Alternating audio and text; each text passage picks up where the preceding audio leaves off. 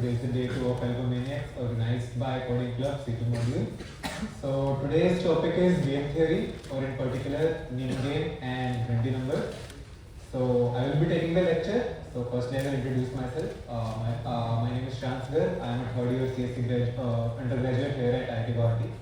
I am currently the competitive programming head at Coding Club, and my intern is at Rubric, and I've been doing competitive programming since second semester. Okay, so let's begin. So in particular, we will be talking about two-player finite perfect information impartial no draws games. So all the games we will be discussing will have two players, A and B, Alice and Bo. Finite, the game does not go for infinite time. Whatever step the player takes at the end, it will come to an end. Perfect information, no information about the game is hidden from either of the players. If A makes a move, B can see it. If B makes a move, A can see it. There is no hidden information in the game. Impartial. The rules for both the players are exactly the same. It isn't like Alice has different rules, Bob has different rules. Secondly, they also go turn by turn. First Alice, then Bob, then Alice, then Bob, then Alice, then Bob. No draws, the game ends in either Alice winning or Bob winning. And games. You know what games are. So I will start with a basic question to get you started with what exactly I am talking about. So imagine you have 21 stones on a table. There are two players, A and B. A going first. So the rules are simple. The first player to move, the player to move can either take 1, 2 or 3 stones from the pile. So if there are 21 stones, if A makes a move, he can either make it 20, 19 or 18. What's the winning condition? The last player to take away all the stones, so that no other stone is remaining on the table, is the winner. We have to analyze such games. So such games always have a winning or losing strategy. It depends on the state. So what's the state of the game? Here the only information about the game is the number of stones and whose turn it is. Two factors. So we can, so analyzing directly for 21 is hard. You can maybe just make a tree, 1, 2, 3, 1, 2, 3, 1, 2, 3. It will be really hard to analyze. So let's start with simple ones. Imagine if there are 0 stones, the game ends. Bob wins, Alice is not able to make a move. The player who is not able to make a move loses. If there is 1 stone, who wins? Alice wins. 2 stones, Alice. 3 stones, Alice. 4 stones, Bob. Why is that so? Because any turn it takes, it will go to either this or this or this. So let's mark the winning and losing states. So this is a losing state. We are talking about states in respect to the person who moves first.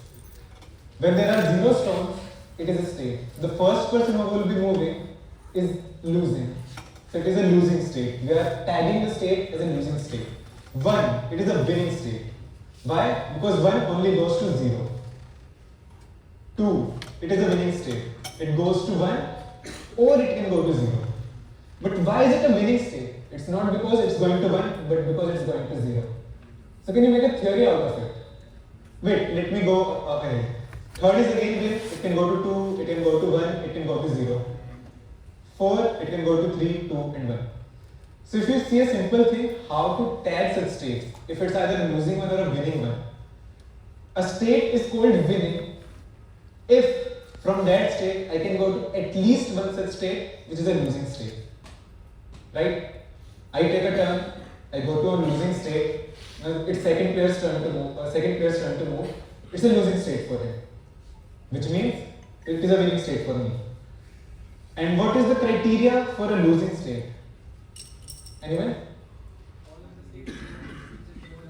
Yes, all the states it can move to are all winning states. Whatever make you move, the state you end up on is a winning state for the other person. That means it is a losing state for you.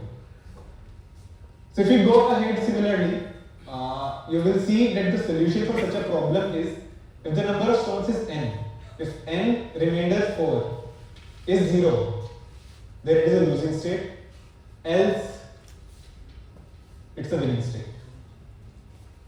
I hope everyone is clear till here. This concept was just to make you aware of what a game is. This is not our today's topic. Exactly. What I will be taking up is name game and grande numbers.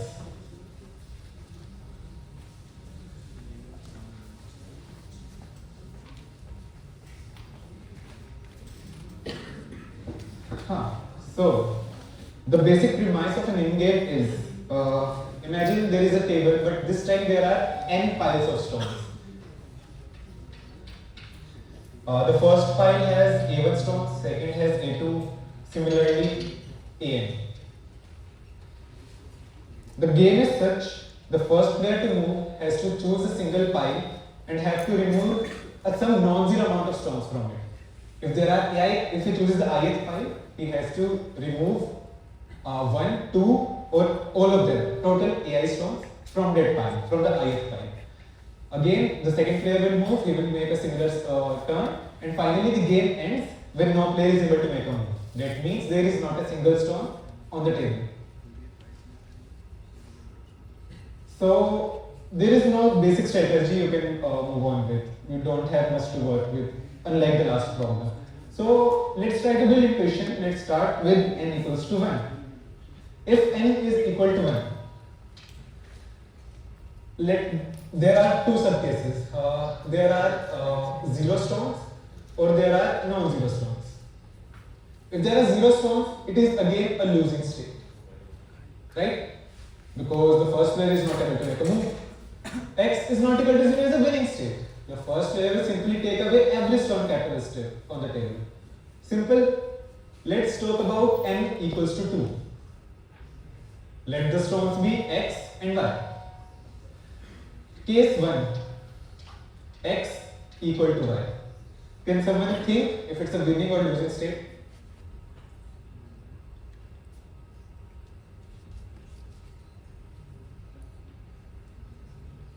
Take a guess. It is indeed a losing state. Reason?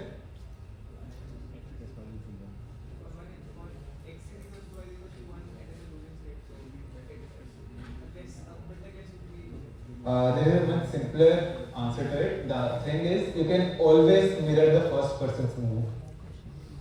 If there are x stones and x stones in the two piles, the first person takes away some stones, make it x dash. The second person will do the exact same thing, x dash. At some point of time, he will have to make at least one pile 0. The second person will make that pile 0. So the second person simply has to mimic the first person's move. He does not even have to apply his own brain, and he ends up winning. What if x is not equal to y? Anyone? Do we need more sub cases, or is x not equal to y enough? Think of the similar lines. It is indeed winning. Without loss of generality, let us assume x is greater than y. First move, the first player simply makes x equal to y. Game over. The game is now y, with second player who has to make the first turn. It was a losing state for the first player to move. The first player took his turn, made the game the one I had discussed previously. Right? So, if you look at the game, all the piles are independent from each other. Like if you take a stone from a single pile, the other piles remain unaffected. So is there a way we can combine the information taken from each pile and find a final solution to the game? Maybe there is some information which this file stores, which I combine with all other n-1 files, and I can get the final answer. Let it be, since it should be a number, obviously we are working mathematics and competitive programming. The best thing I can describe the first file is the number itself, A1. It has A1 number of stones, right? A2 number of stones, AN number of stones. So finally we have to come up with such a function, with such an algorithm, which takes input A1, A2 till AN and finally gives the answer as winning or losing, right? So first let's take what the base cases are. Let the final algorithm or function be f. So f of x should be 0. Let me say ki 0 means losing, anything not equal to 0 means winning, right? True and false, C++. So f of x is 0 if and only if x is 0. F of x f of x comma x is 0. F of x comma y is not equal to 0 if and only if x is not equal to y. What else do we have?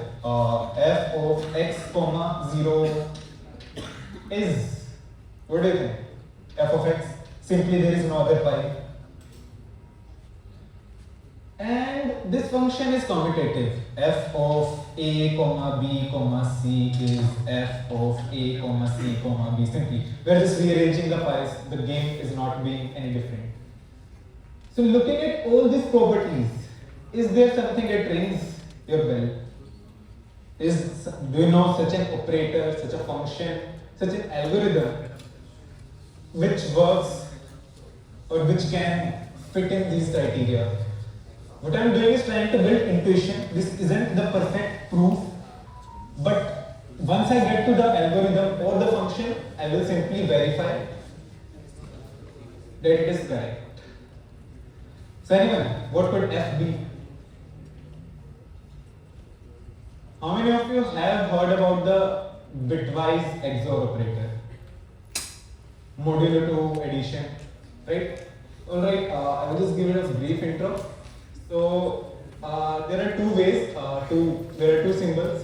These two both show bitwise XOR operator. XOR is exclusive core. So what happens is, if the two bits are same, it makes it 0. If the two bits are different, it makes it 1. Right? And for numbers, instead of 1 and 0 in binary, we can show numbers like XOR of 12.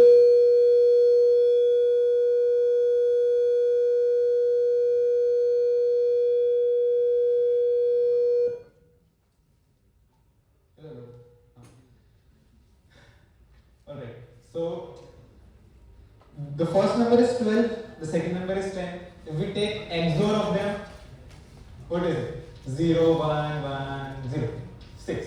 So 12 XOR 10 is 6. I'm just giving a simple intro to the operator. So what other special qualities this operator have is x XOR x is 0. Because all the bits are exactly same between the two things. And another thing is, if x XOR y is 0, this implies x equal to y. Because all the bits have to be exactly the same, the two numbers have to be the same. Alright, so does it fit here? For a single one, we are simply returning x itself. For two, if the numbers are same, XOR is 0. If the numbers are not same, it is something greater than 0, not equal to 0, shown before. Anything XOR with 0, all the bits are 0, the number will be copy pasted. Exact same. Commutative. Does not matter the order you take in, it works.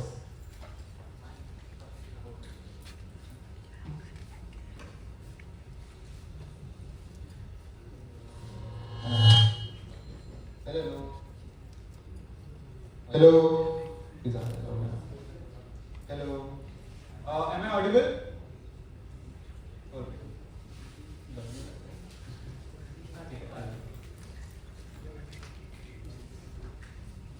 So we have boiled down to operator which satisfies our constraints, but is it correct? It is just an intuition we are working upon. So let's build upon this intuition, let's go further ahead with this. Let's see how we will play the game with it. Alright, so there are A1, A2, AN strong. We will take XOR of all of them. If it is 0, we say it is a losing state. If it is not 0, it is a winning state. How? Let's see. Firstly, the base case. If all the piles have 0 stones, XOR is 0, then the base case is satisfied, it is a losing state for the first person who plays the move. Next, if it's not 0, what should the strategy? Okay. So let us assume that all the stones are not 0, but still XOR is 0. If we change number of stones in any single pile, the XOR will become non-zero, right? Because the better thing is let it be AI, the one we are changing to AI minus S. This was 0, right? I will XOR cancellation, right? X XOR X is 0. I will use the same thing. Finally, we have to compute AI minus S AN. We have to show this is non-zero. So what is this? We have replaced AI with AI minus S, which means to this equation, if I XOR it with AI, I cancel out the AI because X XOR X is 0, and then I take XOR with AI minus S. Why? Because I need it in my final term. Right? So finally this thing is 0, this thing remains, and these two are not the same value because S is not equal to 0. In your turn, you have to take at least one stone from at least one point. So if you take any number of stones, the initial XOR of all what this calculated value is called a nim sum. What I will be using the word now is nim sum. A1, A2, AN, these are nim values for the particular pile, and finally the number we get after XORing, I will call it the nim sum of the game. Alright. So if I am at 0, I make any move, I will reach a state whose nim sum is non-zero. Alright. Second thing, to complete the proof, I have to show there is always a move. If the XOR is non-zero, I can get to a state where the XOR is 0. This is a little more mathematical, but yeah, easy. I will show how you will construct such a thing. We are actually playing the game. After all these mathematical things, I will see how you are going to play the game if you are the player of the game. Alright. So let us assume A1 XOR A2 n is some value n not equal to 0. Alright. We have to find such a pile and reduce some number of stones from it such that the final XOR becomes 0. Right. Let that value be again AI and we will take S stones from it. So finally we want A1 XOR A2. यहाँ पे AI है, this time यहाँ पे AI minus S है, AN is equal to 0, right? So that means N, this whole thing is N, removing AI from it, adding AI minus S to it, is 0, right? We want to find such an AI and S such that this equation becomes 0. If it becomes 0, we can say if we are at a 0 state, we can go to a non-zero state. If we are at a non-zero state, we can always go to a 0 state. Exactly like a win-lose GP right there, which I taught in the beginning. Alright. So AI minus S, XORing with N XOR AI both the sides, should be equal to N XOR AI. Now we just have to make sure that this thing right here is smaller than AI because S is non-zero. S is a positive number. So how do we choose such an AI and such an S? That's the question. And that's pretty constructive. Let us consider N. It must be a binary string of 0, 0, 1, 1, 0, 1, 0, 1. Some value N, I will represent it in binary. Consider the highest set bit. I will take such a pile, such an AI, whose this bit is also 1. Alright? If this bit is 1, if I XOR it with this right here, before it sub-0, so everything in AI minus S and this thing would be the same till here. If I take AI with such a bit कि यहाँ पे 1 है, it will take an XOR, it will become 0. So AI minus S would definitely be less than this thing. We switched a bit.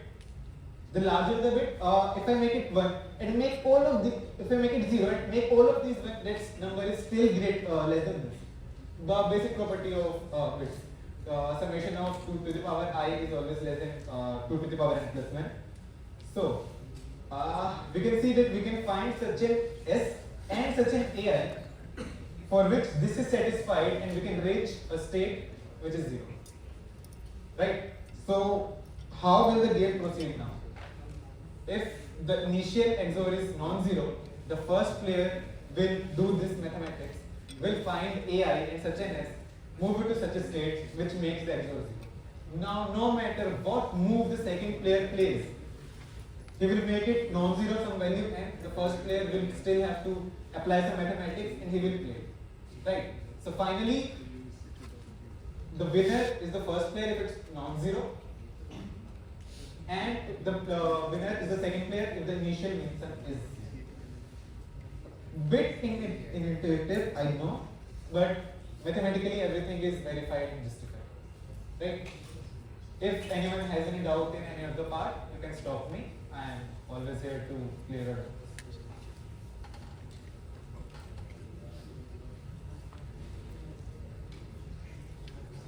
Alright, if I say that the players have an additional power up, they can add stones to the piles but a fixed number of times. Like you have 5 chances, add number of stones. Any number of stones to any single pile. How will it affect the game?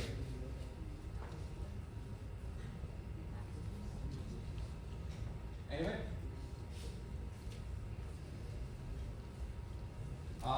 There will be no difference in the game. If a player, if it's the winning player's chance, he will simply do what he wants to do. If it's losing player's chance, he might try to delay his lose by adding some stones. The winner player will take away the exact number of stones from the exact same pile. That's like nullifying whatever move he made.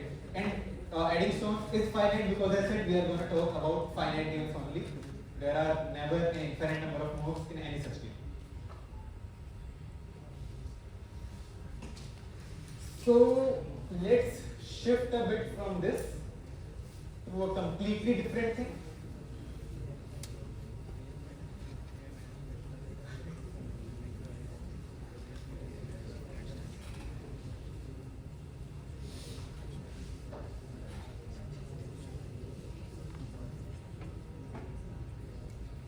So, how many of you know what a directed acyclic graph is? Alright, so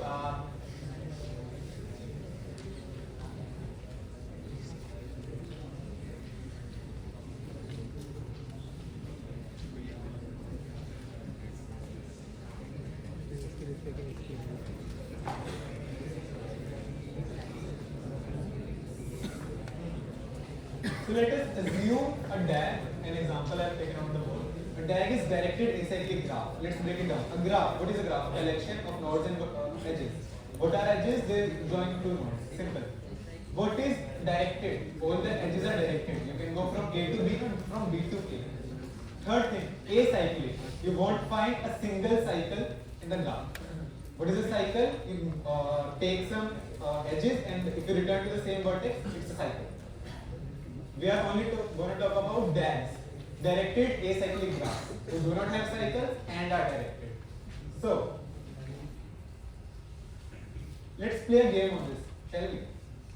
This is the terminal node, winning terminal node, and this is the starting node. Two players A and B. You can consider there is a stone here. We love talking about stones. So there is a stone here. One turn the player picks up the stone and keeps it on another plate which has a directed edge to it. right? The second player does the same, A and B, back and forth. It's again a game, alright? So the game ends when it reaches the final terminal position, right? The terminal position does not have any outgoing bits, obviously. So what about this state? The player who places it on the final plate is the winner. So this is a losing state, right? It's already right there. The player one does not have a make to move. You can relate to the previous game. If you do not have a make to move, you lose. If you have a make to, alright. So next thing, what about this state? It's similar as the first game, a winning state. Why? Because it can go to a losing state. Again, what's this? It can go to a winning and losing. It's a winning state, right? Because it can still go to a losing state. What about this state? This is a losing state. What about this one? Winning state. It's going to a losing state. What about this one? Winning, because it's going to a losing state, right? So if we have this as the starting point, the first player wins. If the game was different, the stone was kept here initially, it was if we start the game from here, the second player wins. If we start from here, the first player wins, right? Any doubts till here? Sure. If you do not have a move to make, you are losing. If it's already on the last plate, you do not have some other place to give the stone, so it's a losing. If the top right node is winning space, then the top left node should be losing. The logic was a state is called winning if it go to any single losing state. This one. If you can go to a losing state, the winner is intelligent. I forgot to mention this. The players playing the game are extremely intelligent creatures of the earth. They will make the best possible move they have. So in the beginning of the game, to be honest, they both know they are going to win or lose. They just have to make the game. Just play the game. Alright. So, can we somehow relate it to the previous thing we have studied?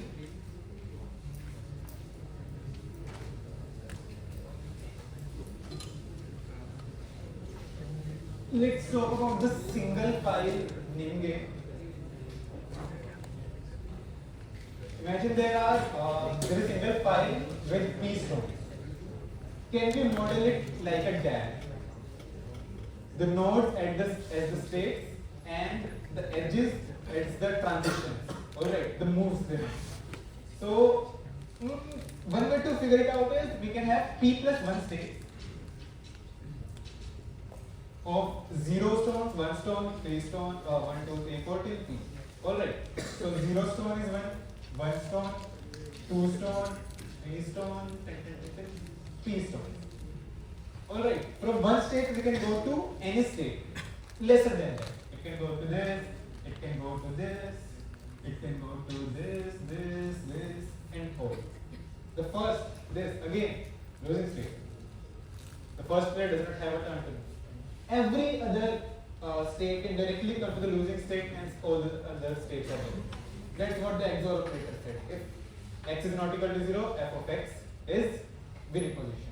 Is non-zero and hence the winning position. Alright. Can you see what's more powerful about this approach? It's not important that we have all the arrows. So if we modify the rules of the previous game, from one state we can go to another state, but there are some constraints on the movement. So let us say if you have P stones and I change the rules to saying you can only decrease a perfect square number of stones from it. 1, 4, 9, 16, if possible, obviously. Our previous logic seems to go to waste, go to garbage. But if we do the similar thing here, we can obviously solve it. It's a win-lose DP. We can just make arrows and see if we are going to win or lose or something. Alright, that is solved for a single pile, right? But if we have multiple pile of stones, is it enough? If we know we are gonna win on a single game, can we confirm that we are gonna win on multiple ones? Right. So if there is single pile with P stones, we are winning. If there are two piles with P each, we are losing. Right. So win and lose from a single game, a 0 and 1 information is not enough for us. Right. Similarly, in the first game, we had to take A1, A2, AN as the win values to get the final output of the game. We could have simply said 0 or 1. 0 if we are losing the game, 1 if we are winning the game. But that information is not sufficient since there are multiple piles and players have different turns to make. That's where you have to take a leap of faith and agree to me for some time. What we are gonna assign now is not the exact value of number of stones, but a special value known as the Grundy number of the state. Grundy. There were two scientists, mathematicians, Grundy and Sparge. They formulated this game theory and everything. So Grundy, what exactly does it have? So let's go through the prerequisites. Let's suppose you have a set which has values 0, 1, 3 and 5. We are going off topic just to I can introduce that thing. Alright. So if we have a set 0, 1, 3, 5 are the different values of it. Let's talk about what is the max of this set S. So max of set S is defined as the minimum value greater than 0, greater than equal to 0, such that n does not belong to S.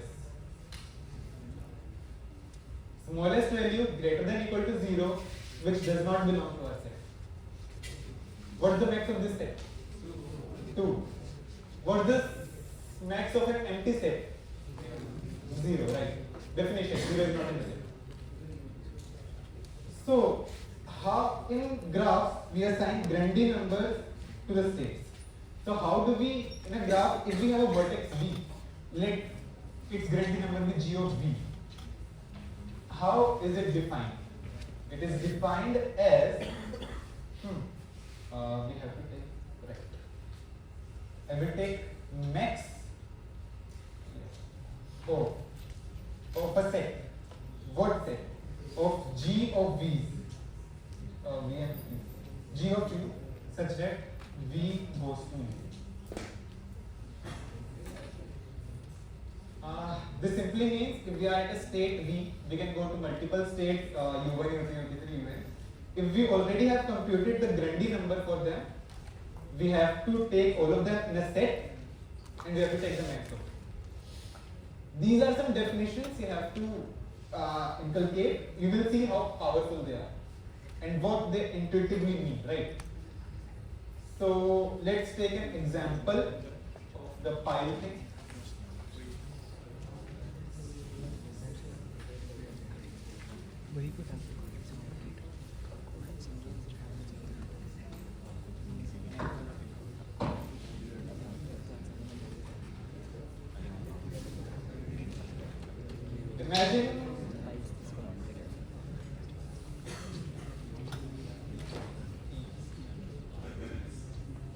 Imagine we have a pile of stones with 5 stones. So the states are 0 stone, 1 stone, 2 stone, 3 stone, 4 stone, and 5 stones. We can only take a perfect square amount of stones from each pile. Right? So from 1, we can go to 0. 2, we can go to 1. 3, we can go to 2. 4, we can go to 3 and 0. 5, we can go to 4 and 1. 0 as always losing state 0. Grundy number of a terminal state is always 0. Why? There is no such U. This is an empty set. Max of an empty set is 0. So G of 0 is 0. What is G of 1?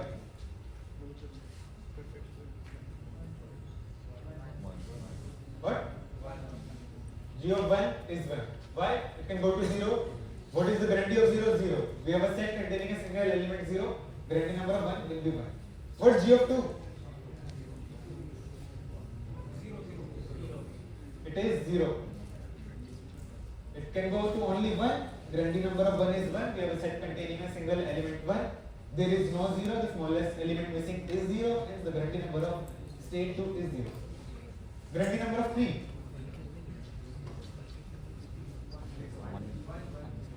One. Grandie number of 4. 3 and 0. 1 and 0. So 2, right? G of 5. What is it? 4 and 1. What are the values? 1 and 2.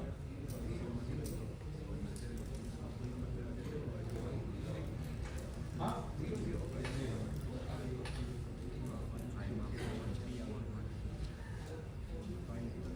So the grandie numbers work exactly our previous things work.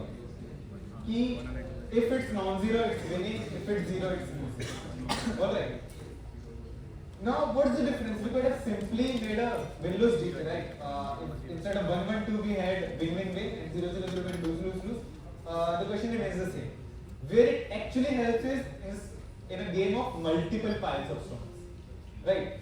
So what we can do is, instead of assigning the nim value as the same value as before, what we are assigning it is the grandie value. We are establishing an equivalence between two piles, alright? So let's take 4 only for example. G of 4 is 2. So G of 4 is 2 is same as saying this game is exact same game as the original nim game but with 2 stones.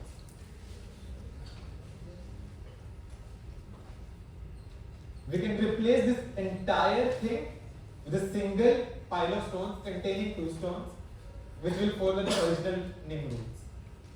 And why is that so? Let's try to give intuition. So what does max give? If max of a state is G for time being, what does G mean? It means the state can move to any other state which has value 0, 1, 2, 3 till G minus 1. It is a promise that the max function returns. You can go to 0, you can go to 1, you can go to 2, you can go to 3, you can go to any value till G minus 1. Isn't that the same thing I have said in the first nim game? I have P stones, I can go to 0 stone, 1 stone, 2 stone, 3 stone, P minus 1 stone. Right? Exact same thing. So instead of taking actual XOR of the nim values, we take XOR of the grandie values. So any game between two players which can be modeled as a DAG can be equivalently converted into a nim game. Because what is also, if you think about it, take example of this set maybe. We have to take the max of it, max comes out to be 2. So this returns the value, returns the promise key, you can go to 0 and 1. What about 3 and 5? Anyone? Because 3 and 5 do not matter. Again, I told you right, you can increase the number of stones. What does 2 mean? I have 2 stones. I can make it 3 stones. Do I want to make it? No, because if anyone can make it 3 stones, 3 can obviously make it 2 stones. That is a waste of time. Right? So we do not have to look for the greater values in the set. We just have to return the promise that all the smaller values are present. We have to, that is similar to what we have mimicked as an nim game. And finally, if we take the XOR of all the grandie values, we reach this. Alright, mostly done with the theory. It will take some time to grasp. I have added some reading links in the end of the lecture. I will be providing the notes. These will be available on GitHub. Mail has been sent to you with the GitHub link. Will be uploaded by tomorrow morning max.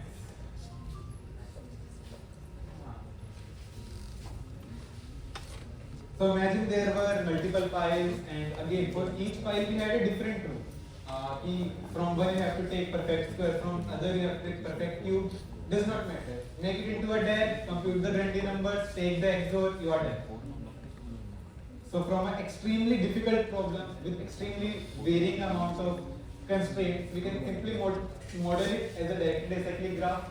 From that, compute the Grundy numbers. From that, convert it into an equivalent name game, and you are done with the question.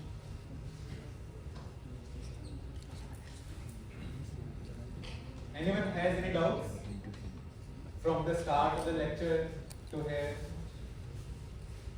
This part is a bit tricky, but extremely helpful if you understand it. You do not have. You can also use it as a black box. I will show you how to use it as a black box in upcoming questions. Anyone in doubt?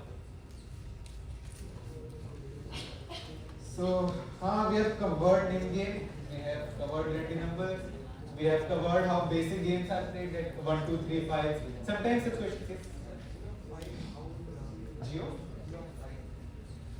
G of 5.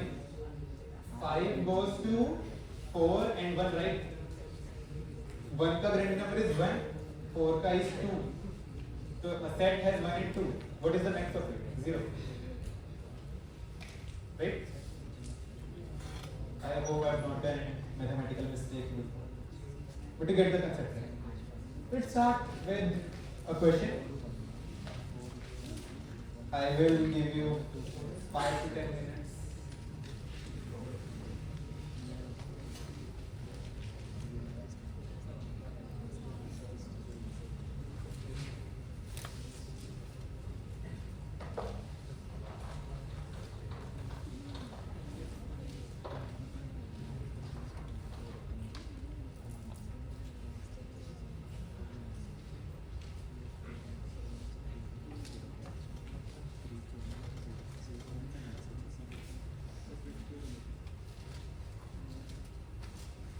All the questions do not directly fit into the name theory. You have to see some observation, try some things out, and everything. After I solve the question, I will tell some things about it. So,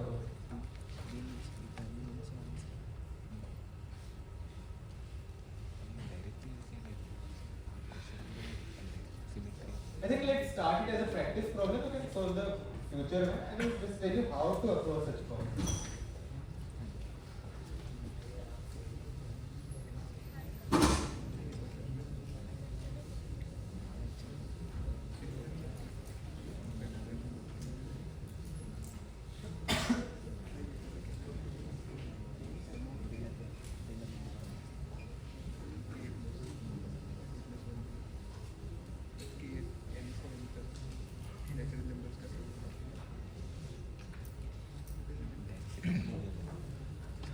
All right. We have n stones. We can divide them into k piles of stones such that a1 minus a2 equals a2 minus a3. A of k minus 1 minus a of k. So we can simply derive from it if a1 is x, a2 is x minus 1, a3 is x minus 2, a of k is x minus k minus 1, right? And to be able to do it, the sum of all this should be equal to m, right? We have to exactly divide it into k piles of stones which follow this relationship. What is the sum? Kx plus k minus 1 into k by 2 equals. See, I have not used name or anything I have taught till now. That's how you have to approach the problem. With open mind, you have to take some observation, use some mathematics, and go ahead. Solving it, we can just see k is somehow big O root n. Everybody is familiar with time complexity, I guess. Just the value, it's not time complexity, it's the estimated range of k. So, till what value can k go? K cannot be greater than root n. That is a estimate we have found. It is important for time complexity because n is 10 to the power 5 and root n works. anything till 10 to the power 8 works if you are not using some internal data structure. Alright. So from this equation we just have to find out ki k is the order of root n. Alright, so now we are gonna see how it is related to the DAG and Grundy numbers I have taught so far.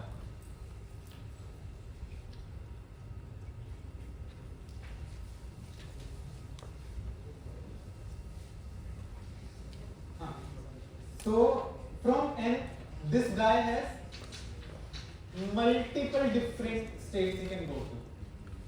There is a state where he divides it into k1 piles, there is a state where he divides it into k2 piles, k3 piles, k4 piles, right?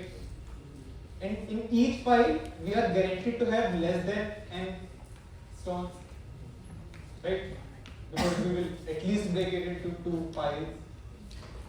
So, if we see this is again a DAG, right? There are multiple arrows from each node, we can again make multiple arrows. But the difference, just a little difference is K1 as a state has multiple piles. 1, 2, 3, 4 maybe. K1 piles. So these two, we can still regard them as a state, right? We can take anything as a state. So if we compute the Grundy number of this, Grundy number of this, take the max of it, it will be the Grundy number of n. If it is greater than 0, the first pair wins. If it is 0, the second pair wins, right? The only neat thing about this question was to see the states can differ. We can make the question, what the problem with the question was ki you are given a single pile of stone, you can just extend it to saying you have n1, n2, nk of them. So if we go like that, we can again, it's easier to see that the states are similar. So how do we compute the Grundy numbers for such states? Anyone?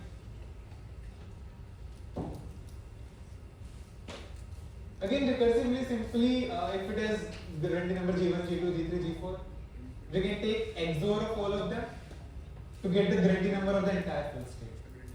A lot of people get confused where to take max and where to take XOR. It is pretty simple to understand. XOR is taken for the components of the game. If these are not choices, these are together, you have to take XOR of all of them to get the Grundy number for the final state as a whole. When do we take max? We take max when we have choices to make. I can either go to that or that or that or that, all of them are independent. If I take one, the other one goes to garbage. So in such cases, the places we move on edge, we take max. When we are computing something for the node, we take XOR. The question is pretty much over, right? We have to just define the base case, and the question is, if we are not able to break the pile into any more, like if there are a single n equal to 1, player 1 loses, he cannot divide it. N equals to 2, player 1 again loses, he can't divide it. N equals to 3, the player wins. He can divide it into 2 and 1. The second player cannot divide 2 into anything, 1 into anything. Right? So what is the code? I can show you the code that is easier to understand.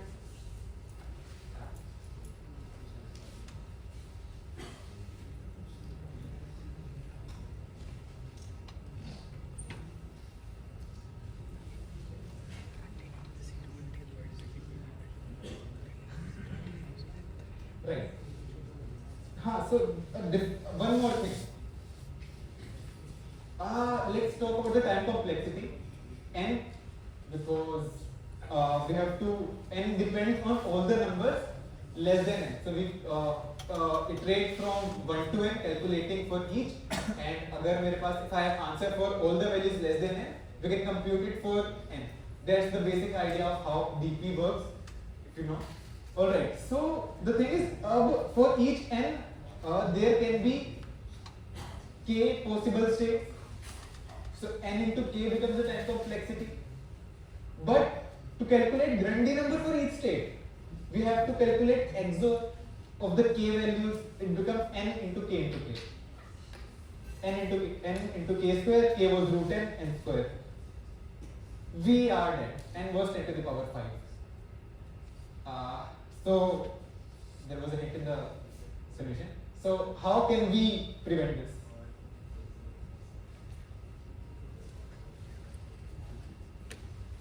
We can go to multiple states. There are n states, n with k edges. Let's like a graph n into k number of, and then k for computing the value for each node. Can we do something with this k? I do not want to iterate through it. Prefix XOR is correct. That is the main thing about the question. It all the values. Remember, a1 minus a2 is 1, a2 minus a3 is 1. The values are consecutive. If we want to find XOR, okay, let's go with this. I have computed the answer for 1, 2, 3, 4. I want to compute the answer for maybe 7.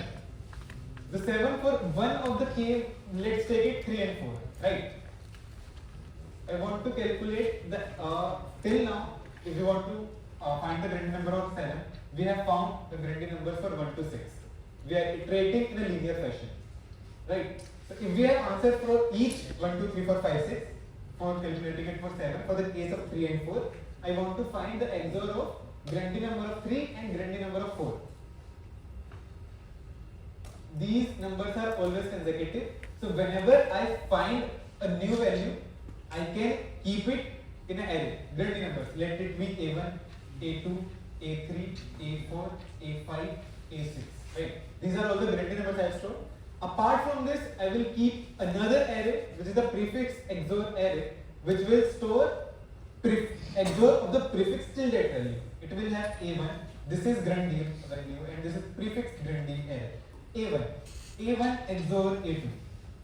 A1 XOR A2 XOR A3. That is what the prefix Grandi array will keep. The Grandi array will keep A1, A2, A3, A4, A5, A6. This will keep A1 XOR A2, A1 XOR A2, XOR A3. How is it calculated? कि पिछले वाले का you have to take XOR with this. That's happening everywhere. एक जो पहली मेरी prefix Grandi value थी, I calculate the current Grandi value, take the XOR, you get the new value. So if we have to, so I have every prefix Grandi for A1 till AI. I want to calculate for some I plus 1 कि J to K की क्या होगी. मेरे पास A1 है, A1 into का XOR है, A1 into A3, A1 into A3, A4. I want to calculate the XOR for AJ to AK. How can we do it? Anyone? Yes. F for XOR of this. Simply I will show it. Imagine we have 4 values A, B, C, D. Right? I want to find the XOR of B, C.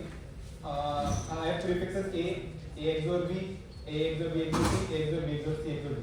What we can do is we can take the prefix XOR of this thing and XOR it with this. Why? The cancellation property. X XOR X is 0. If I want to find answer for a subarray, I will take the entire prefix till R and cancel out the initial prefix till L minus 1. Right? So I will show it in the code, it will be easier to understand. So I have created just do not think about the short form. So for each value from 1 to n, I have taken the for loop from 1 to n. K equals to 2 because k is the minimum. We have to divide it into minimum 2 of them. While 2 for whatever values of k we are iterating till the value of k is valid. We are gonna go ahead with the loop. This is the root n loop I was talking about. Firstly, I will calculate this thing 2 into I minus k into k plus k. So this equation. For this, I want k to be an integer, right, and k to be non-negative. So if we keep on increasing the value of k, this thing will not be satisfied, it will give something wrong. That's why up to root 10. If it crosses root 10, this thing becomes negative. So the first check is, does it become negative? If it does, we are done, because further increasing the value of k, we are gonna, there will be no other values of k available. Secondly, if the thing we have calculated, that is the value of k I am calculating. So if it's indeed an integer, then the first value x minus 1, x minus 2, x minus k minus 1, x is that. If it's less than 1, again does not make sense, it has to be an integer. The kth value becomes x plus k minus 1, the x exponents and the k values are out on the board. Then s dot insert Grundy number of ak XOR a1 minus 1, because we are gonna find XOR values from a1 to ak. x minus 1 से लेकर I went to x minus k minus 1, right? X minus k plus 1. I want the XOR of all those values. So if I have XOR from 1 to ak and 1 to a of 1 minus 1, we are done with the prefix XOR thing I just told you about. We will push it in a set to calculate the max later. So for each value of k, we are iterating on k1 from 1 to n. If 1 to root n exactly, to be 2 to root n to be okay. If it does satisfy, I have some state. I can compute the Grundy number using the prefix Grundy number. I will further iterate. I will find for this. I will find for this. I will find for this.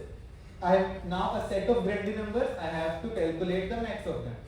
So for each I will insert it in a set, and finally LL value is 0. That's what I will my final Grundy value will be. I will iterate the set. Is 0 there? If it's there, move on 1 ko ढूंढेंगे. If it's 1 there, move on 2 ko ढूंढेंगे. And finally we will get the max of whatever we want to find.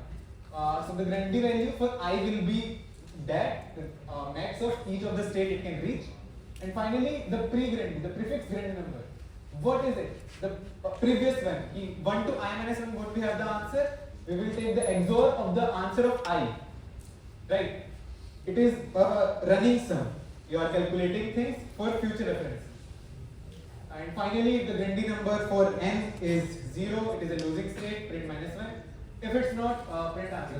The actual question also asks for the minimum value of k to break it into, but it's a small part. Like just take I equal to n, and if it indeed 0, then take the answer to be the minimum.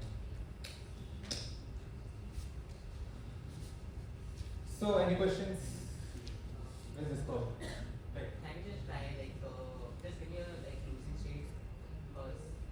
1 and 2 are losing state. Yeah, no, more than that. For that you can make a move, but you can't. You can just try it out. You can write some code to print the first 100 values and see. It's better that you can even find values in millions and millions using that instead of just road over it. Alright, so second question.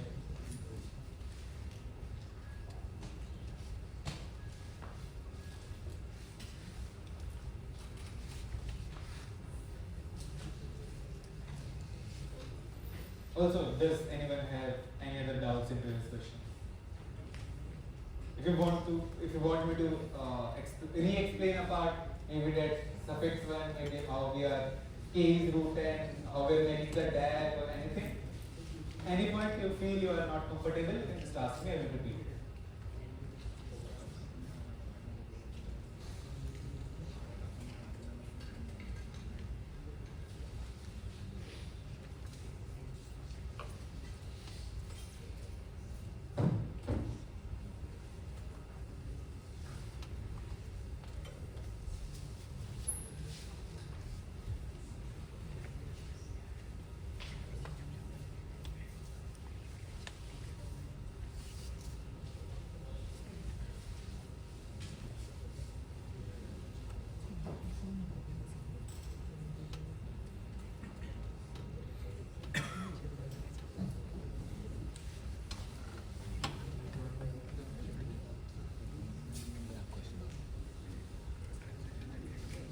So all the questions I will be taking up, I will be including a new concept which will be helpful. Like one concept that was helpful was the K was rooted, so you can find what the time complexity was. Later I found that the complexity was going to be K, n into K, which is exceeding it, so we need to reduce it. So we took the prefix XOR. We got to learn about prefix XOR. So this question will similarly teach you a new thing.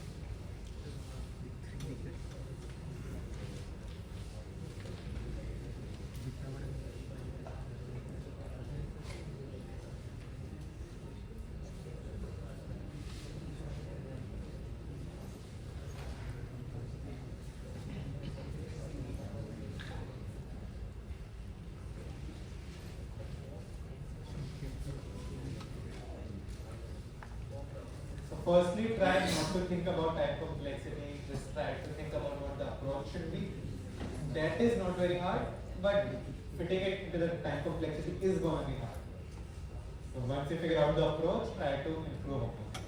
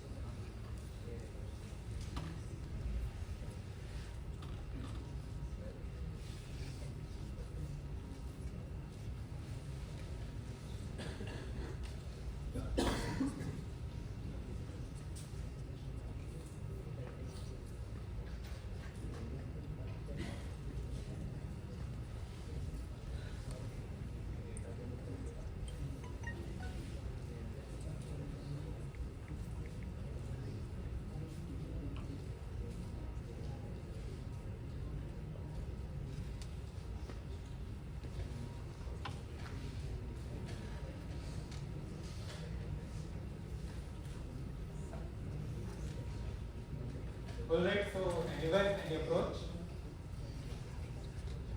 It could be wrong, it's alright, just share what your thoughts are, maybe some observations. Sure. Can you be loud? From the range, we can estimate that if x is less than 60, then the player who will make the move will lose. Because 16 to the power 1 by 4 is 2, x to the power 1 by 2 is 4. So only one is 3. If my x is less than 16, then the player will lose. Alright, for small cases it's easy to find a solution for this. For x greater than 16, you will find the XOR of ready numbers from x to the power 1 by 4 to x to the power 1 by 2 of all integers. XOR or max? Max, right? I told you we will get confused. So he has a choice to take from 1/4 of the power to 1/2, half of it. So this is a choice you have. So we will take max, not XOR, right? We will take max from all the integers to the present from x to the 1 by 4 to x to the 1 by 2. To Yes, efficiently is the point because AI is extremely large. The first idea you will see here is after the first move, the value becomes less than 10 to the power 6, right? It has to be less than the square root. Square root of 10 to the power 12 is 10 to the power 6. So after the first move, the number becomes less than 10 to the power 6. So we can pre-compute the answers, the Grundy values for all the numbers from 1 to 10 to the power 6 efficiently. How can we do it?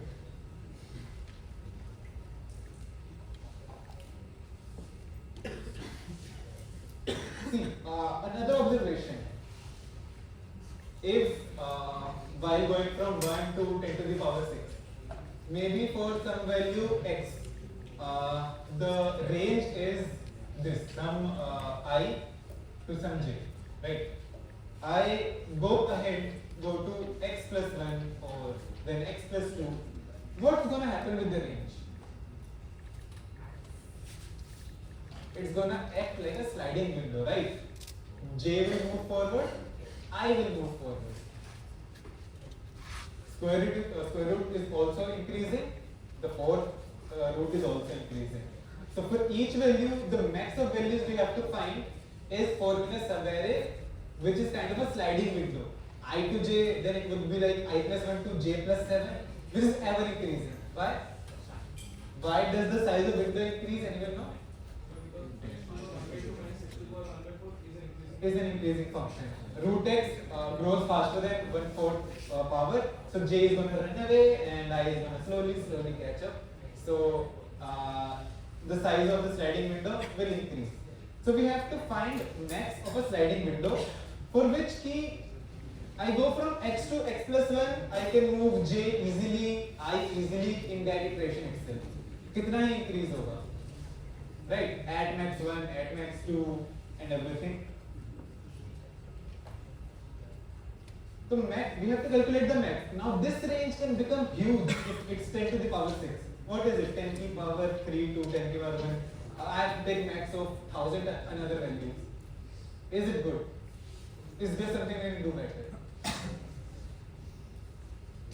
Till now we want to recompute the Grundy values for the first 10 to the power 6 values. We know how to do it. There is going to be a sliding window from I to j whose max we have to take. But we have to take the max efficiently.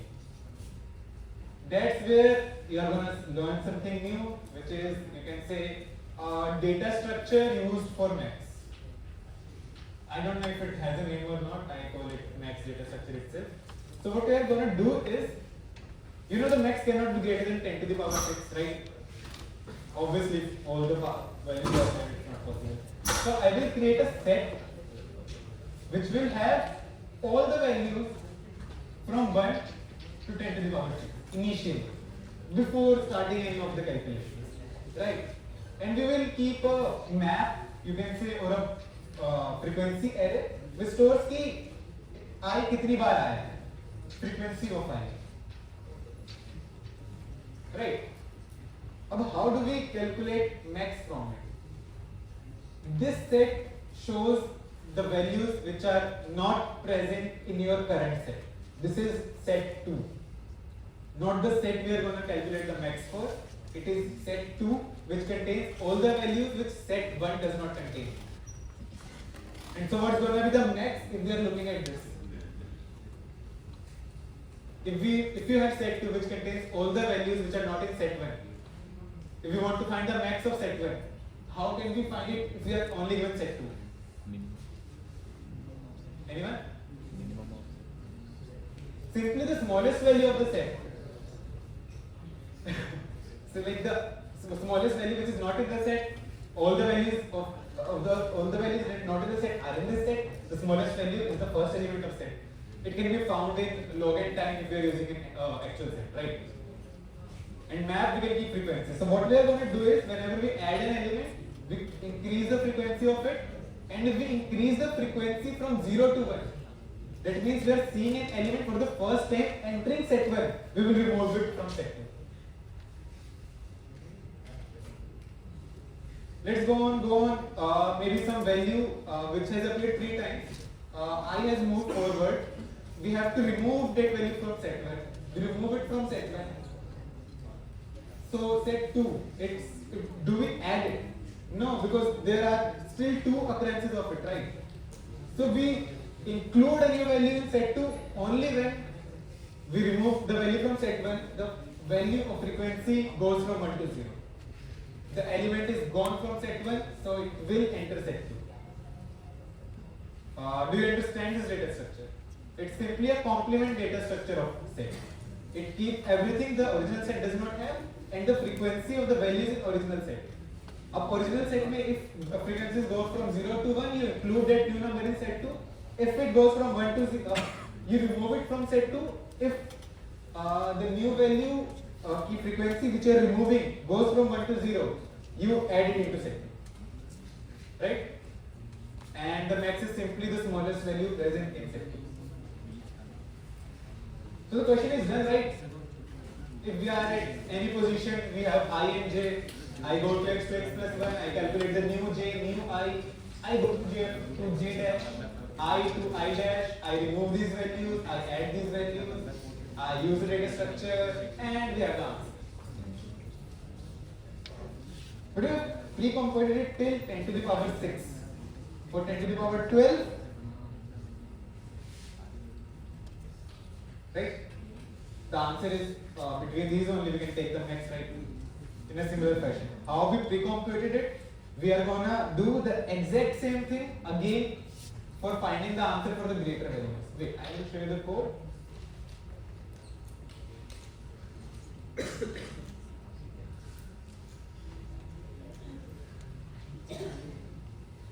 Alright. Firstly, this is the data structure I was talking about. This is set 2, which I have named alive, and a vector C which keeps the count, the frequency of the elements in the original set 1. This is the initializer. How do we initialize it? Set 1 mein every element has 0 frequency, so initially vector C has all values 0, and we insert every value into our set 2 because none of the values are in set 1. How the add function works, we increase the frequency, the frequency reaches 1, we add it, we erase it from the second set because it's now present in set 1. If we remove it, we decrease the frequency. If the frequency now is 0, it means it's no more in set 2, we will insert it in set 2. And to get the max, you simply take the smallest element from the set. Pre-computed 10 to the power 6, here the value of number is 10 to the power 6. Alright, so P and Q. P will be our I, Q will be our J. We make the data structure, initialize the data structure. So Q we have to go till root x. So simply while Q into Q is less than equal to I, we will move Q, the J I was talking about. I will move it and add it into the set. Again for I will move it, I'm going to move it till it does not violate the property that it's greater than equal to the 4th power of x. Right? So we remove that number because it's no more the part of our original set. And finally the Grundy value for this I has range P to Q.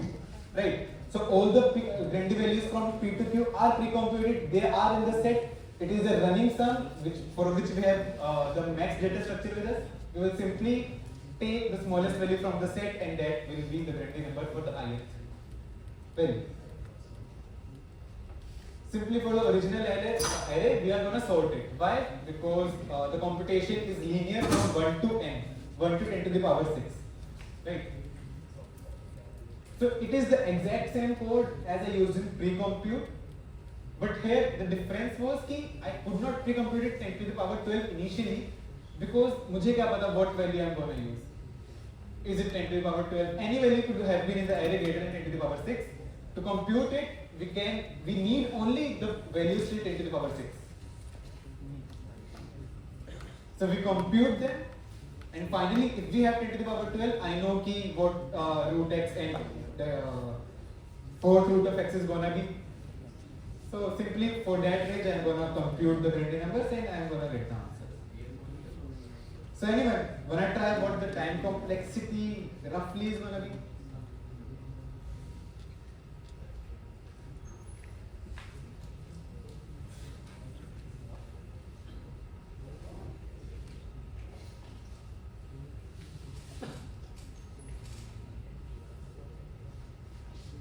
Firstly, we compute for the first 10 to the power 6 value. We are using a map, so that is another log of 10 to the power 6. Alright, plus. Next, what do we have? There is a loop of n. All this, alright. Plus. Anyone? This loop time complexity.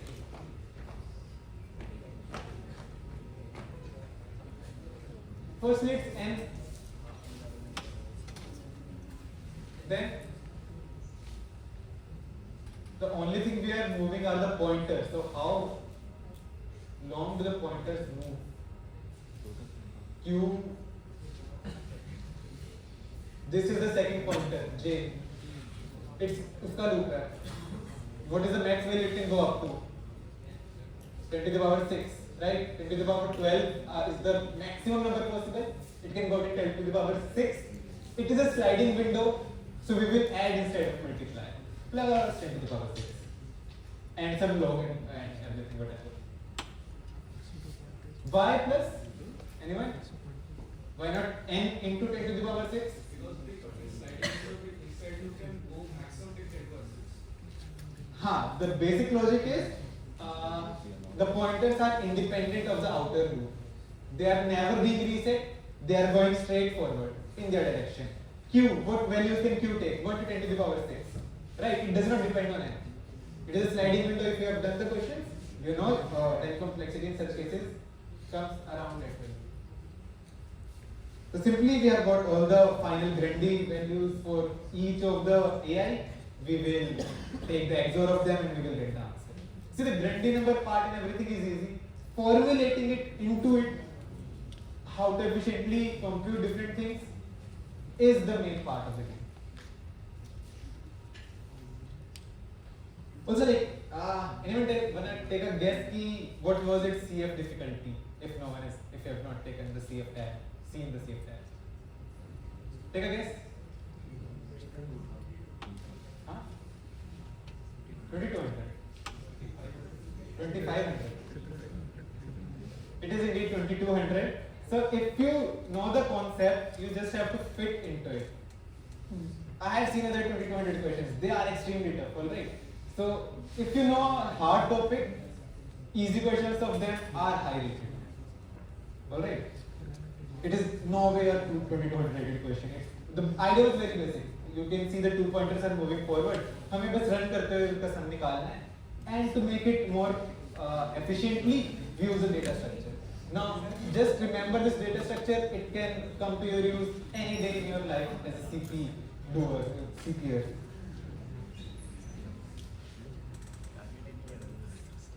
Alright, I have 2 more questions. The second last question.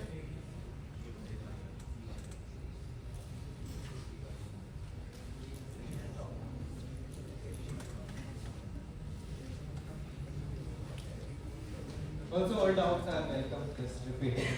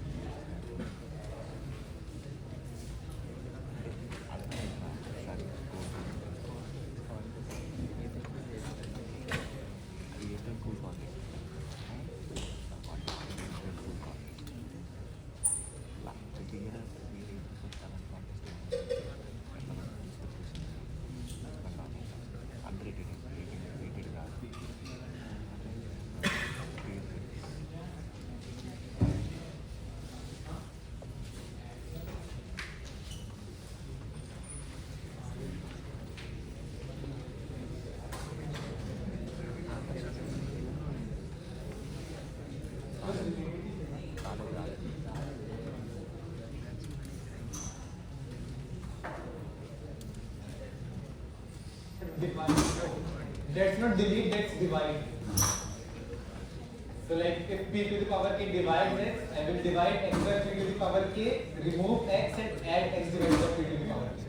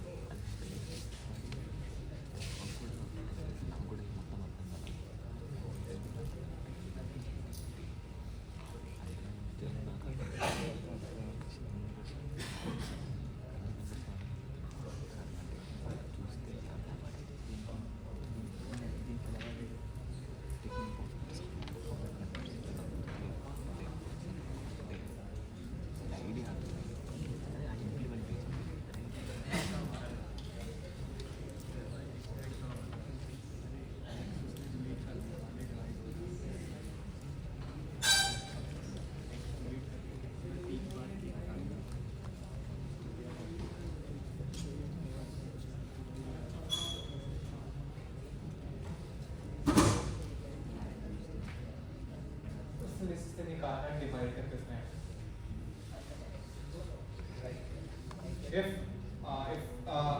in one step if we take p to the power k, we will find all the numbers in the list which are divisible by p to the power k and divide them by p to the power k. Sorry, that is not delete, that is divide. The player will divide x, जो question जो भी होता है question है will like back into this. So how to start this question? The first step is the most important step.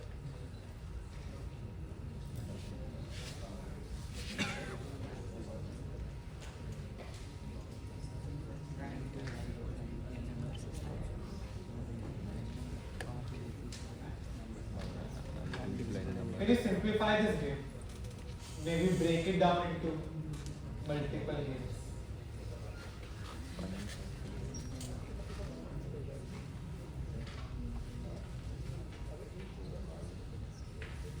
See, if we are dividing a number by p to the power k, It is basically we break down a number into its factors, and the factors here are basically the stones which we are talking about, kind of like that.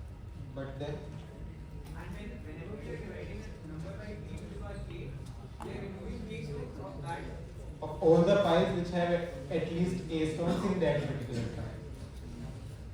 That's one way to think, but let's do something else.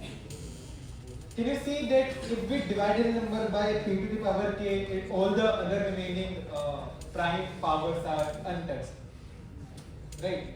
So can we solve the question for each prime differently? I mean independently, and just take the XOR of the answers, right? If I have a number 6, I can make it into 2 and 3. I have a different game with 2, I have a different game with 3. Because the game with 2 does not interfere with the game with 3, and the game with 3 does not interfere with the game of 2. Again, we have to reach simultaneously 0 or whatever the final terminal state. So what we will do? We will take the XOR. Right? We have different games, we have different Grundy numbers for each of them. We have to simultaneously win. These are components of game, not the choices we will take. Right? So firstly, what we are going to do is we are going to prime factorize each number, each ai into its prime factors. And then what are we going to do? The numbers are till 10 to the power 9. So the highest power is 2 to the power 31. So 31 bits are. So we will try to encapsulate this information in a bit mask. Alright. So please don't be afraid of the term bit mask. It is simply a way to represent information in an encoded bit. Alright, I use even header. So if we have a bit mask like 10110 Z. This represents first element, second element, third, fourth, fifth, sixth. The bit mask simply shows that this I do not have this, I have this. I do not have this, I have this, I have this, I do not have this. This is the entire meaning of a bit mask. So don't be afraid of the word. Okay. So each prime we are gonna calculate what is its power in AIs. Right.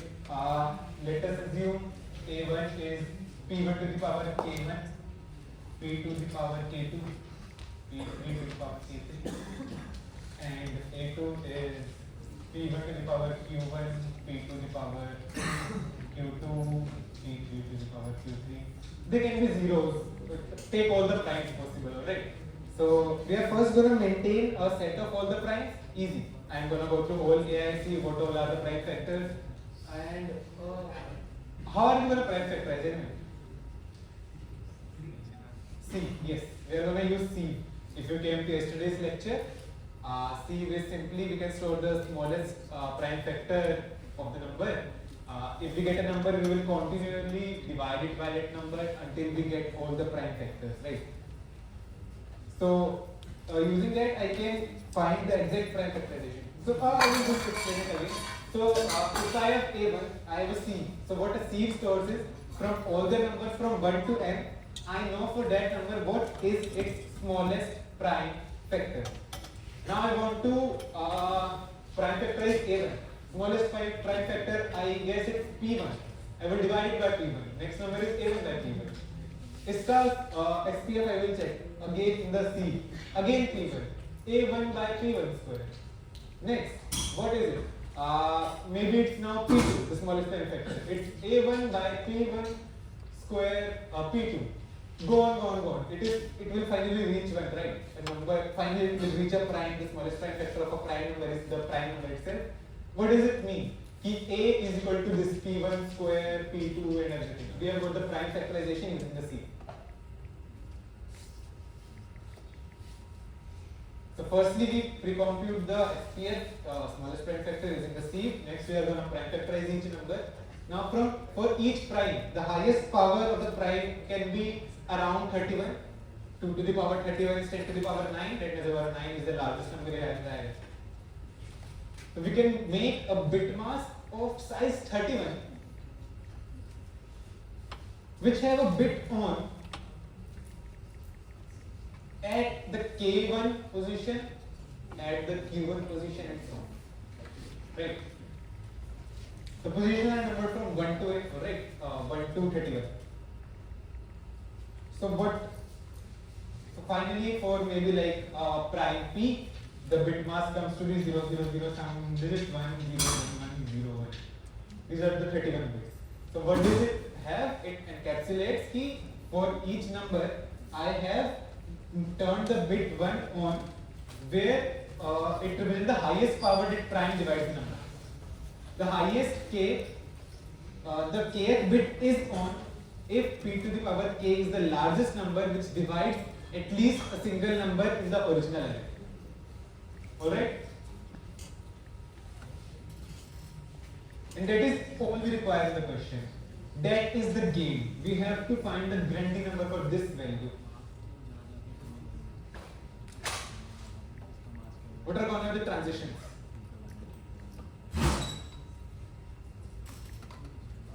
Here we are simply storing the largest power we have in any number and we have put a 1 there.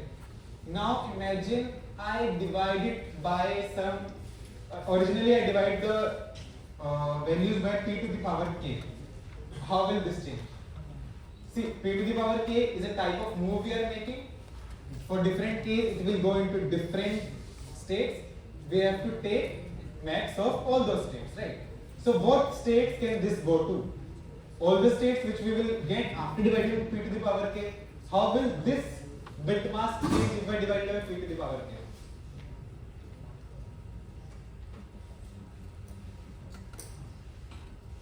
It will be the new mask. Is gonna be mass right shifted by k for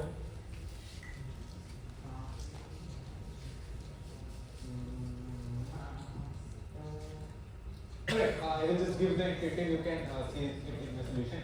Maybe we are dividing it by some k value, alright, which is this 4, let's say. So all these values, जहाँ पे भी 1 है, they will right shift by 1, right? The highest power was p k plus l मान लो. We are divided by p की power k. तो पहले k plus 1th bit on थी. I divided by p to the power k, it becomes p to the power l. Now this bit should be on, right? What does it mean? All the bits shift to the right. All the bits which were 1 originally ahead of k, they shift k to the right. Any issues still here about the bit mass, or what does it convey, what does the transitions convey? And second thing is, this part remains same because these are not divisible by p to the power k, right? So मैं इतने part जो अभी let's forget about this part for now.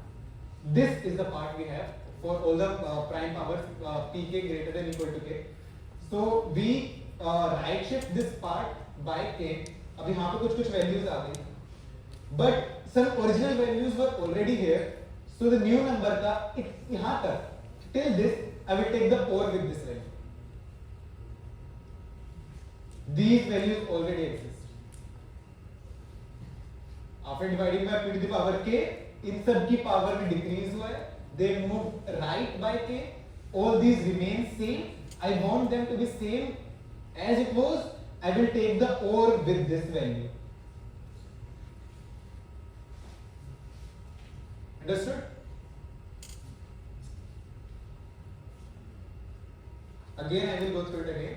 I have some bit mask which stores, which has its kth bit on. If there is at least one number whose highest power is k for that particular prime in its prime factorization. We have this bit mask. Let us say that in one term I divide by p to the power k. This is this. All these terms will be affected since they are greater than equal to k. They will be right shifted by k. Because if it's p to the power k plus l divided by p to the power k, p to the power l, we are shifting it to the right by k. And what about these values? Values smaller than p to the power k. They are unaffected. They have to be right there in the bit mask as they were before. Right? So what are the possible transitions? K1, K2, K3, K4, K5, K31. I have got these 31 values. I will simply compute the max.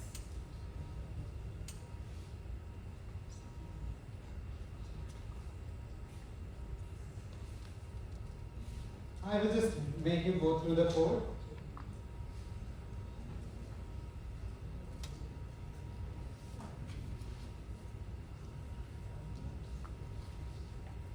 Firstly, this is the sieve part. Then simply taking the values and for each prime. Firstly, I am iterating on the primes. For each value, जब तक I am able to divide it, I will divide it. I told you about the SQF approach. That is also correct. I have done a little bit different here. It will utilize C vector. So in this approach, I have simply taken a vector of primes, iterating through them. And जो भी number आया, if it's divisible by the prime, I will keep on dividing it until it's not divisible. जब तक होगा, that is the highest power of the prime in that mathematics. So for each value, I will go. Int count is what is the count of the power p कितनी बार आया. While if it's divisible by p, I will keep dividing the number by p, increase the count. And finally cur is our bit mask. So I will make count -1 because if it's simply count is 1, so I want 1 at the 0th position. Bit mask start at 0, 1 left shifted by 0 is 1. So it is simply how C++ works. So we have got it for some p to the power k for value. I have made the bit mask 1 on the kth position. Count -1 is k here. Set left. So AI is 10 to the power 9. I want all the primes, right? Sieve does not work till 10 to the power 9. So I will simply make the sieve till 10 to the power 5. And the major breakthrough is for any number there cannot be a prime greater than 10 to the power 5 which has power greater than 1. Square root logic. Square root of 10 to the power 9. If there are two numbers greater than square root in its prime factorization, the product of those two numbers will exceed the number itself, which does not make any sense.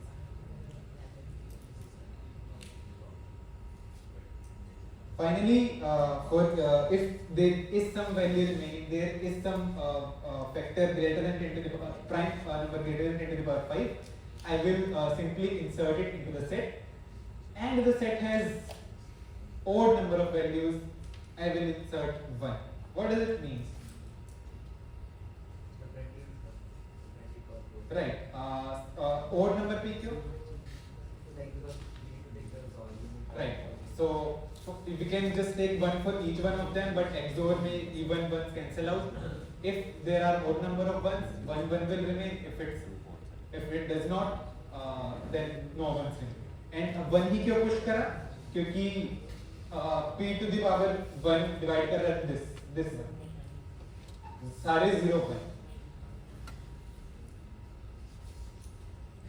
Finally, we have got all the bit mask in the XOR array. We will calculate Grundy number for x, which is done here. If it's already computed, I will return kind of memorization. Let's skip the details for now. For the max, for each bit, I have included the max. Now this loop is what I was talking about, the calculation. This is our mask. What is this? 2 to the power I minus 1. In last की सारी digits 1 कर दी. What we really did. Alright, that logic is written in bit mask terms right here. For each one, I have computed what is the Grundy number, so I will plus. And wait, this is a different way to calculate max. Why? Because max cannot be greater than 32. 32 bits, how can the max be greater than 32?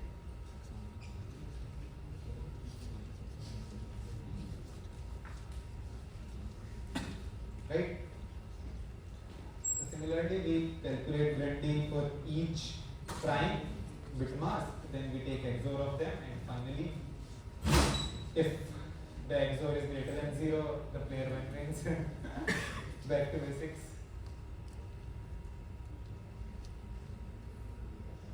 Final question. This is interesting. This will use a fact I have told 2 times while I was teaching the topic.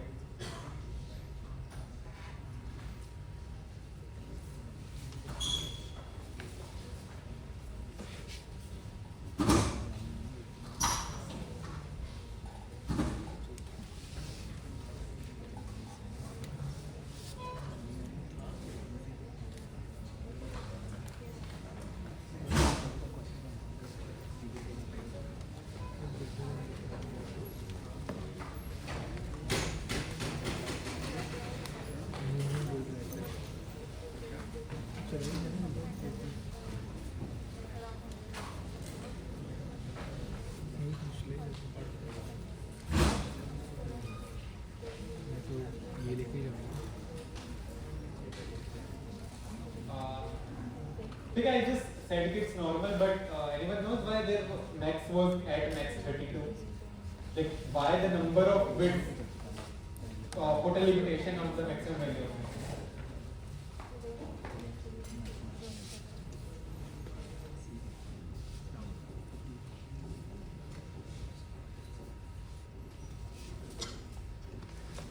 max cannot be greater than the size of the file, right? If we are at some initial bit mask, we can go to another 31 bit mask. How many values they can have? 31. Maybe they have all unique values 0, 1, 2, 3, 4, then finally we will get 31 or 32.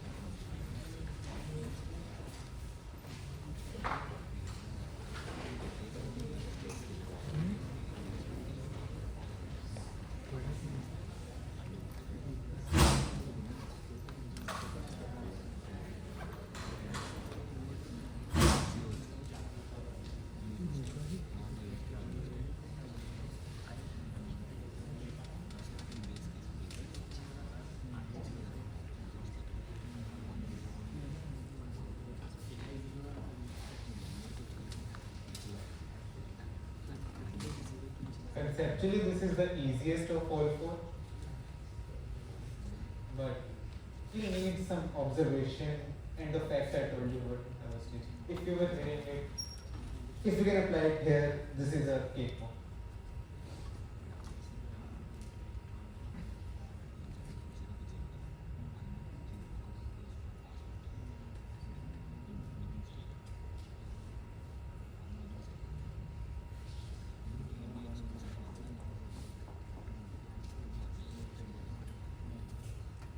First thing you should target on is it has a special thing written which you want to find in questions.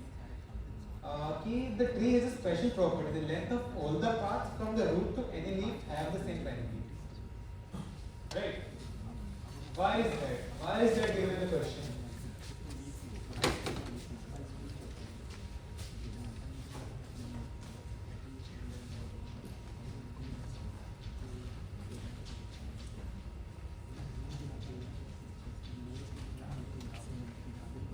Something like this.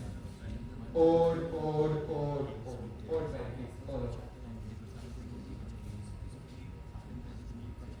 Can we utilize this fact somehow?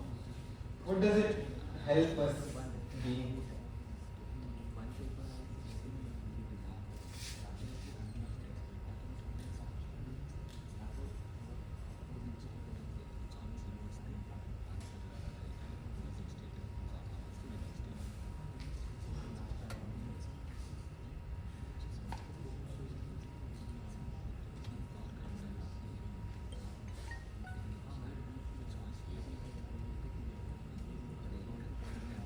I think enough time, we are running short of time. So, what we can do is we can color the tree,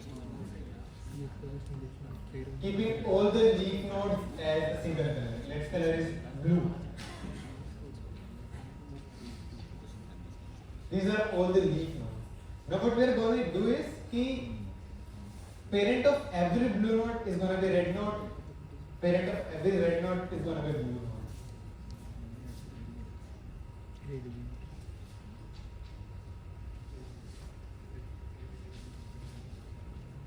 That is why the tree had such a structure. At the same level, all the nodes will have the same color and all the leaf nodes will have the same color. Now you can think what can we do in this question.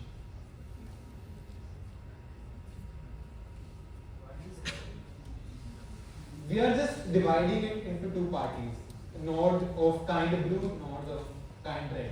We can treat them differently as a set. Set 1 of nodes, set 2 of nodes. We are gonna base our solution on this. That is the first thing.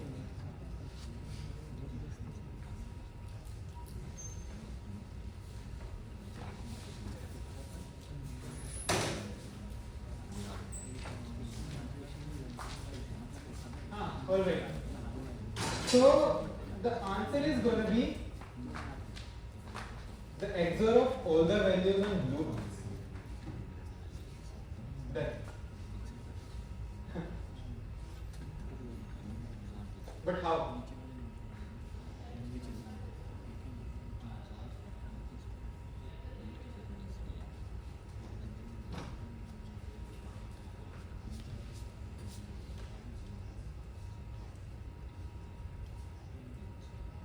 Let's see, if someone removes from the leaf, it's like we are throwing away stones from that pile. All the piles are the blue nodes, not the red. Alright. If someone does it with an intermediate blue node, it will send it to a red node. We are not considering red node as a part of pile. That simply means I have removed those many stones from the pile, right? Where they have gone, red node, that is like we have just removed them, right? If someone moves the stones from red node, they will go take this for example, they will go to a blue node. What does it mean? Someone added some stones to the pile.